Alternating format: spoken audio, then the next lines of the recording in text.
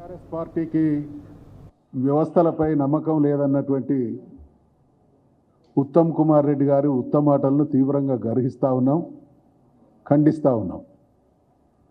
అసలు కాంగ్రెస్ పార్టీ ఇటువంటి వ్యాఖ్యానం చేసేటువంటి నైతిక అర్హత లేని పార్టీ ఈ దేశంలో ఏదైనా ఉంది అంటే అది కాంగ్రెస్ పార్టీ మాత్రమే. అవసరార్థం రంకు బొంకు మాటలు మాట్లాడడం, సమాజ హితాన్ని కాంక్షించి పనిచేయాల్సినటువంటి దానికి భిన్నంగా పనిచేయడం అనేది కాంగ్రెస్ పార్టీ నైజం. కమిషన్ ఎంక్వైరీగా సాఫీగా సాగాలి అని అంటే ఇటువంటి వ్యాఖ్యానాలు చేయడం ద్వారా దాన్ని ప్రభావితం చేసేటువంటి దుర్మార్గానికి కమిషన్ వేసినటువంటి పాలక వర్గం ఒడిగట్టడం అనేది క్షమించరానటువంటి విషయం.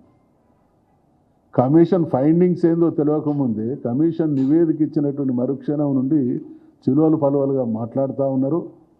650 పేజీల కమిషన్ రిపోర్టులో కొన్ని వాళ్ళకి ఇష్టం వచ్చినట్టు వాళ్ళు ఏదైతే వాళ్ళ మనసులో ఉన్నటువంటి మాటలకు సంబంధించినటువంటి వ్యాఖ్యానాలే తప్ప ఇప్పటివరకు 650 పేజీల కమిషన్కు సంబంధించింది పబ్లిక్ డొమైన్లే లేదు, ఎవరికి ఇచ్చినటువంటి దాఖలాలు.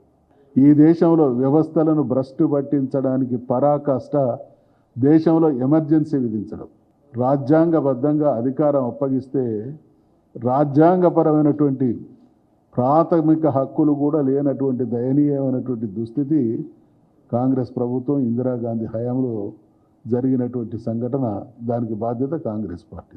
ఇవాళ ప్రజాస్వామ్యయుతంగా బహుశా మొదలు కేరళలో ఉన్నటువంటి ప్రభుత్వాన్ని కూల్చడం ద్వారా దేశంలో కానీ రాష్ట్రంలో కానీ ప్రజలు ఎన్నుకున్నటువంటి ప్రభుత్వాలను కూల్చేటువంటి నీచానికి ఒడిగట్టి వ్యవస్థల్ని నిర్వీర్యం చేసినటువంటి చరిత్ర కాంగ్రెస్ పార్టీ.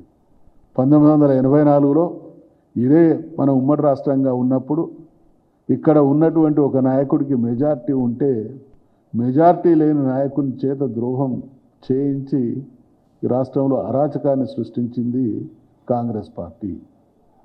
ప్రజలు చైతన్యవంతులు కాబట్టి ఆ రోజు దేశ ప్రజాస్వామ్య వ్యవస్థకి ఆదర్శప్రాయమైనటువంటి తిరుగుబాటు లాంటి వాతావరణాన్ని సృష్టించి మళ్ళీ అధికారంలోకి ఆ పార్టీ రావడం జరిగింది. అంటే కాంగ్రెస్ పార్టీకి ఉన్నటువంటి నైజం బహుశా మీలో కొందరు వినుంటారు.